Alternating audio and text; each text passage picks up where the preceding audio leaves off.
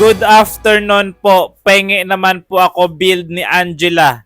Alam ko main hero mo din yan si Angela. Yan ang gusto ko, yung mga nagtatanong magaganda. Kapag maganda yung nagtatanong talaga, sinasagot ko talaga. Lalong-lalo na pag Angela, yung build na tinatanong.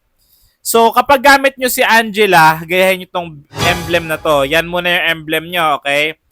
Pag may ganyang emblem na kayo, ang kinakailangan yung build sa boots ay ganito. Tough boots para kahit papaano makunat pa rin kayo at anti-crowd control na rin. Tapos, first item nyo, fleeting time.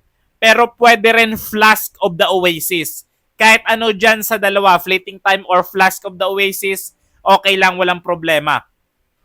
Tapos, next item nyo, glowing wand para anti-heal, anti-shield, shield, anti-sustain. So, sa ganitong items mo kay Angela, pang MVP na yan eh. Yung ganyang build kay Angela, pang MVP na yan. At ang dalawang items natin ngayon ay pampakunat. Kung masyadong masakit yung kalaban, bibili tayo ng Athena Shield kapag burst damage yung magic type nila. Kung ang kalaban naman ay continuous damage na magic type, Radiant Armor. Tapos sa last item, Immortality. Kailangan natin yung Immortality para may second chance at second life. Pero ang tanong ko sa inyo ngayon, bakit hindi kanya binigyan ng second chance? Bakit? Bakit? Kasi nagtataka rin ako eh. Hindi ka binigyan ng second chance?